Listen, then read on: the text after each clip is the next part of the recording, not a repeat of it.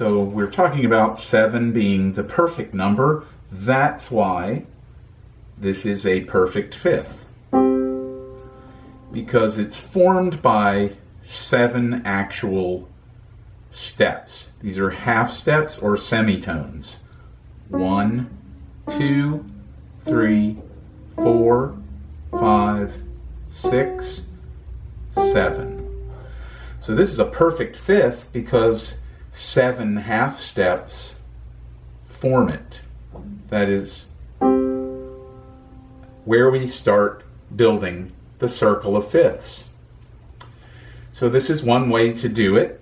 And if we go 7 half steps up from G, then we're going to have 1, 2, 3, 4, 5, 6, 7, and now we're at D.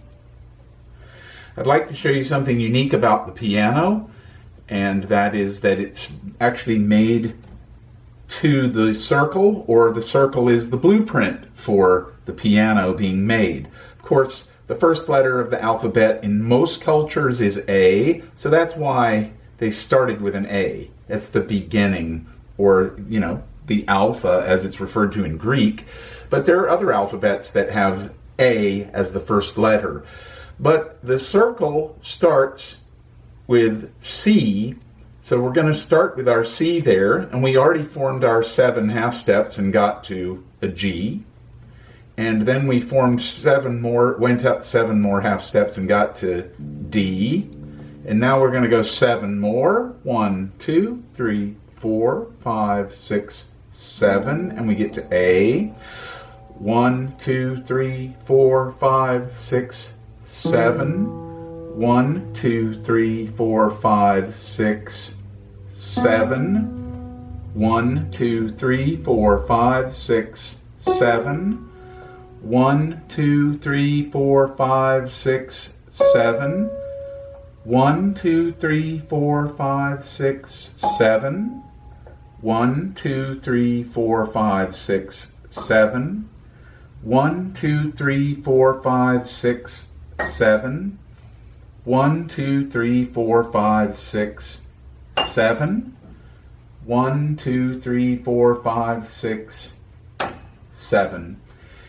So starting here and going up that way by half steps, intervals of fifths, using the circle of fifths, we ended up covering the entire keyboard perfectly with intervals of a fifth. So there again, the circle being the perfect example, or the perfect thing, or the perfect blueprint for the piano. It's the perfect way to learn or relate to music, and it was there all along, but we gradually as humans discovered an organization that's really amazing. And that's really how it is with God. He was always there, but we gradually learn more about him as time goes on, and hopefully we're benefiting from that knowledge and not running from it.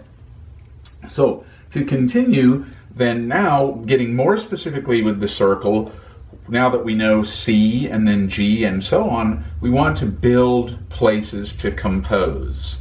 So we're going to have what we call tonal centers, or keys. The first key is the key of C, and no coincidence here, but it's made up of 7 notes and then an octave, being 8, of course. Now, we build our major scale with a tetrachord, which is going to be here, and it's a tetrachord formed by 1, 2, 3, 4, 5.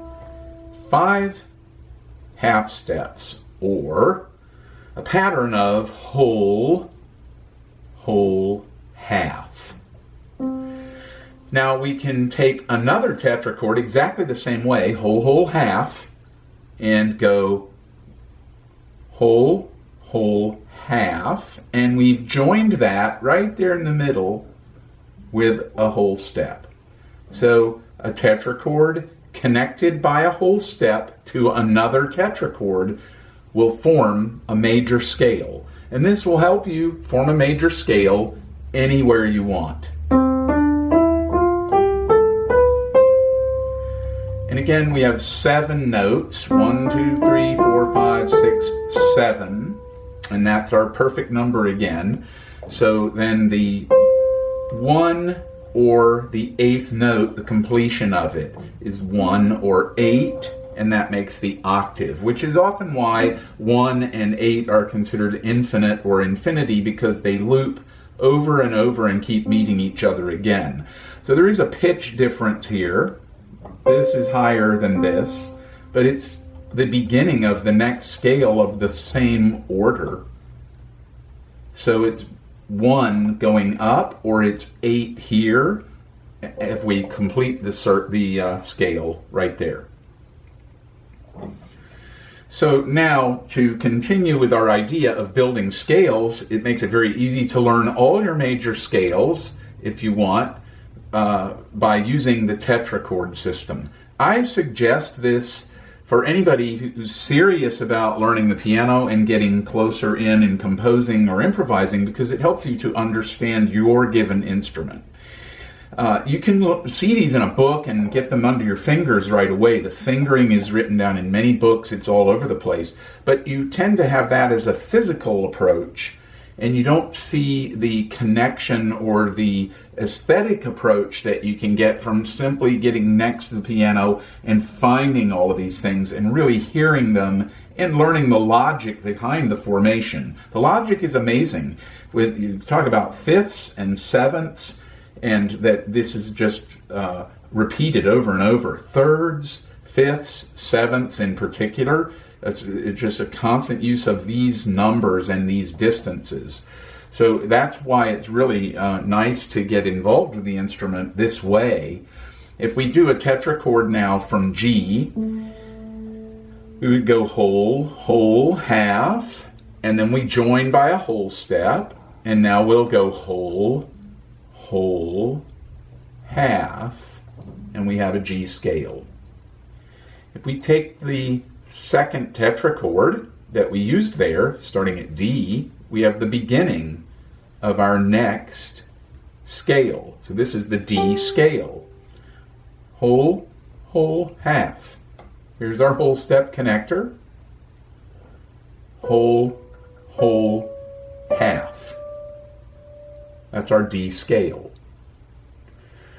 So now we go to our second part, which is A, and we have whole, whole, half.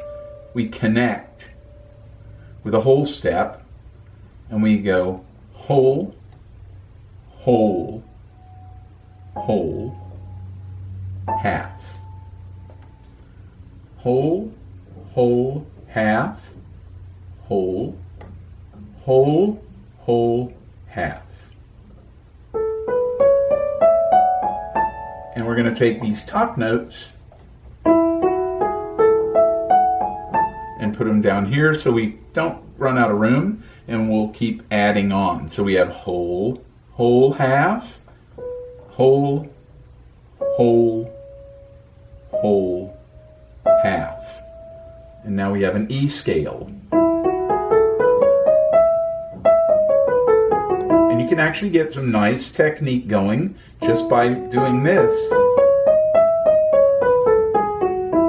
And this can help you develop your finger movement without having to buy a beginner book or get too far into beginner books, or they won't get you there for a while. So this gets your fingers moving right away in a nice place, and you're learning theory while you go. So now we're going to take this B down here, so we keep staying in this range. And this is whole, whole, half. We connect with a whole step. Now we're going to go whole, whole, half. And you can see why this is really good for learning your instrument, in particular the piano, because it gets rid of the fear of the black keys. You start really seeing how to make these sounds within the different places on the piano. So then we take the top part of that tetrachord, and we're now at F sharp or G flat, and we're halfway through the 12 keys. So it goes faster than you think when you actually try to enter into doing things in the 12 keys. Whole, whole, half, connecting by a whole step. Whole, whole, half.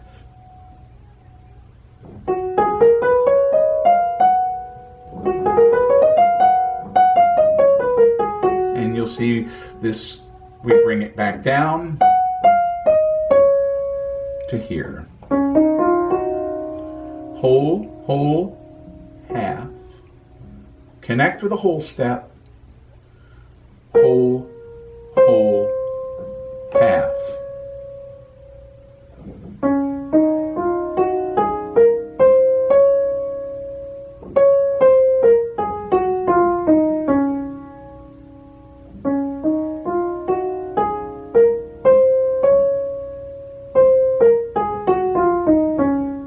You can get some nice, easy finger development playing these like this. This is the top part of our tetrachord. Here we're at A flat. So we have whole, whole, half, connect with a whole step, whole, whole, whole, half.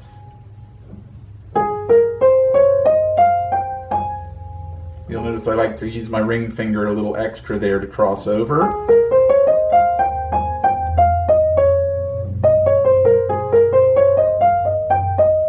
And it's also something I would do more. I'm trying to get through the circle with you, but I like to just create melodies or improvise a little with just the tetrachord or the major scale and a couple of fingers.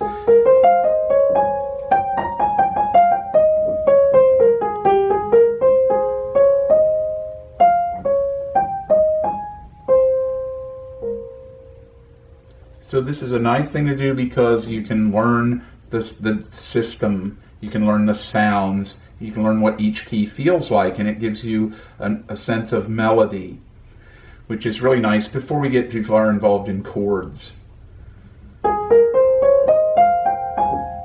And here's the top part of our tetrachord. We're going to come back down here. Whole, whole, half.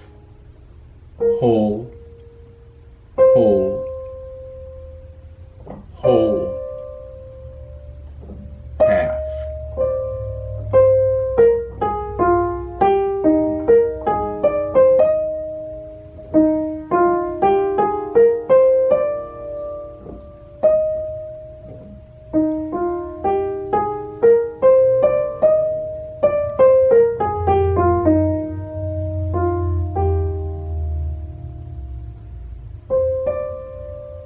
Now we have B flat, whole, whole, half, whole, whole, whole, half.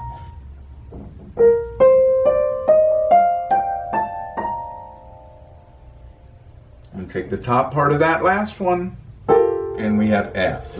Whole, whole, half. Whole, whole, whole, half.